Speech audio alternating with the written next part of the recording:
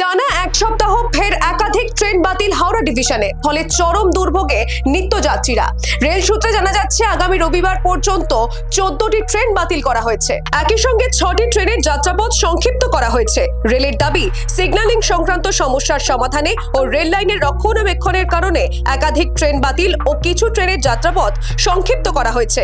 আগামী রবিবার পর্যন্ত যে ট্রেনগুলি বাতিল করা হয়েছে সেগুলির তালিকা: খড়গপুর হাতিয়া এক্সপ্রেস, শালিমার ভোজুডিহ এক্সপ্রেস, ময়নাপুর বাঁকুড়া মেমু, আসানসোল আদ্রা মেমু, খড়গপুর আদ্রা মেমু, ঝাড়গ্রাম ধানবাদ মেমু এবং আসানসোল পুরুলিয়া মেমু। এছাড়াও টাটানগর হাতিয়া এক্সপ্রেস, হাওড়া রাঁচি হাওড়া এক্সপ্রেস সহ কয়েকটি ট্রেনের যাত্রাপথ সংক্ষিপ্ত করা হয়েছে। রেলের দাবি, যাত্রীদের যাতে দুর্ভোগের মধ্যে পড়তে না হয় তাই আগাম এই সূচির কথা জানানো হয়েছে। তবে যাত্রীদের অভিযোগ, পরিকাঠামো রক্ষণাবেক্ষণের নামে মাঝে মাঝে ট্রেন বাতিল হলেও পরিষেবার তেমন কোনো উন্নতি নেই। Bureau report, the wall.